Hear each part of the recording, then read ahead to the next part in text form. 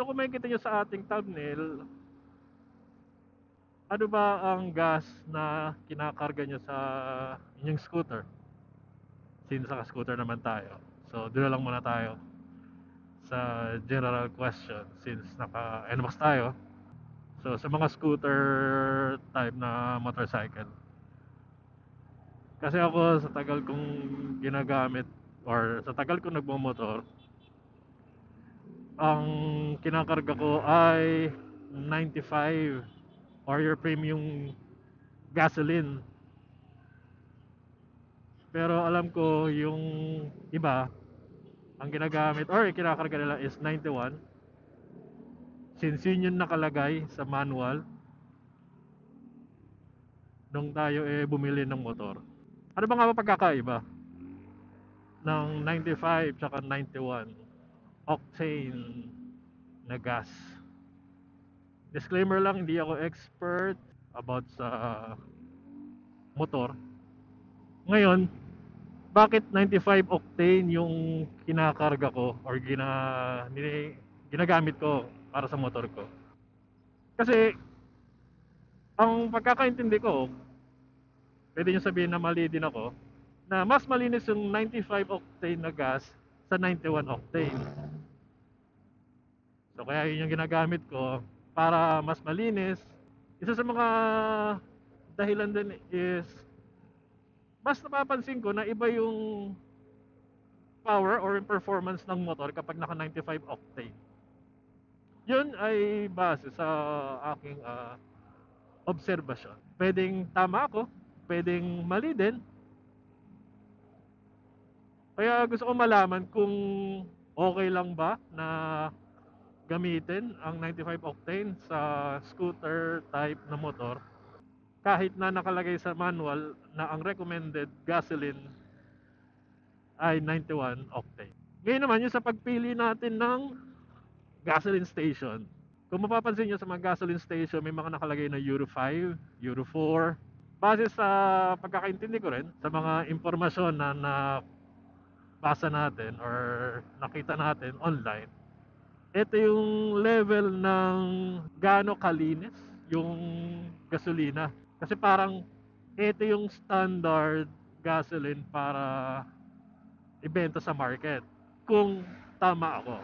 Kasi yung motor natin mga buddy is lagpas na ng 20,000 kilometers. Actually, nung 19 something pa lang siya, 19,000 something, nagpalinis ako ng FI injection niya. Kasi nabasa ko na recommended na ipalinis ang FI pagdating ng 20,000 kilometers. Kasi yung FI, siya yung nagbubuga ng gasolina para masunog at para umandar or para maging power ng sakyan or ng motor. Ngayon, tinanong ko yung mekaniko kasi siyempre wala naman tayong ganun kalawak na kaalaman kung kailangan ko na bang palitan yung tinatawag na fuel filter. Ang sabi ng mekaniko sa pinagpapagawan ko na shop is pinapalitan ng fuel filter pagdating ng 40,000 kilometers. So, palagay nyo ba mga buddy, okay lang na mag 95 octane tayo ng gasoline kumpara sa 91 na recommended ng kasa? Oo, mas mahal ang 95, obviously. So kung tayo is tight budget din, siyempre mas pipiliin natin yung 91 na mas mura. At siyempre para sa mga tight budget din, mas susundin natin kung ano nasa manual na gamitin is 91 octane na gasoline. Para sa akin naman mga buddy, siguro yung pag-consider or yung pagpili natin ang gagamitin ng gasolina is based siguro kung gaano natin kadalas ginagamit yung motor at kung gaano kalalim ang ating mga budget. Para sa akin din naman, kung wala namang masamang epekto ang paggamit natin ng 95 octane kasi sa tagal ko na din ginagamit tong motor, halos magdatatlong taon na din. Or siguro pwedeng sabihin ng iba, masyado pang maaga para makita.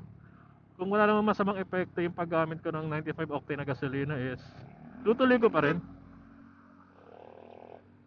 Since nakukuha ko yung gusto kong power ng motor. Kasi ganun din kapag kami is naglo-long ride, 95 octane pa rin yung kinakarga ko. So kung sa 91 is mas mura ang gasolina, edi sa 91 octane na lang ako, 'di ba? Pero katulad nga ng sinabi ko, dahil mas nakukuha ko yung power nung motor kapag naka 95 kumpara sa 91, kaya nagda 95 pa rin ako kapag nagpapakarga. Ngayon, ang susunod na tanong dyan is, gaano ba kaimportante yung gas station na pinagpapakargahan natin? Siyempre, kung nasa ibang lugar ka, sabihin natin sa lugar mo, Shell, Petron, yan yung choice mo ng gasoline station. E paano kung nasa probinsya ka or sa liblib na lugar na walang Petron or Shell, okay lang ba sa magpakarga sa ibang gas station? Eh, wala ka naman choice, di ba? Ano ba yung kino-consider natin na meron sa isang gas station para doon ka magpakarga? Alam ko sa ibang lugar, 'di ba, yung bote-bote, yung litro ng bote ng Coke ba 'yon? Yung iba kasi dinidiscourage yung magpakarga gamit yung or dun sa mga bote-bote.